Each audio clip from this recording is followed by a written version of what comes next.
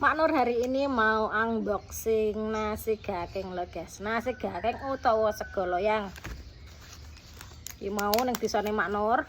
Sakmene regane cuma 2000.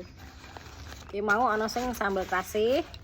Sing siji nasi gaking rawuh.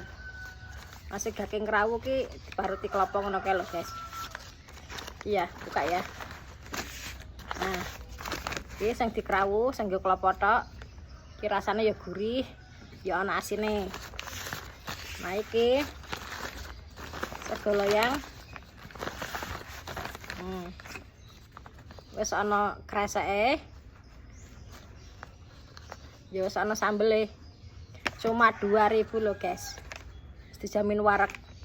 Sego loyang iki saka sego wadang dipeme. Nak wis garing dadi gaking, lanjut dikum. Terus lagi didang. Jadilah seperti ini, nasi gaking atau sego loyang. Tak nyoba ya guys. Bismillahirrahmanirrahim. Monggo maam.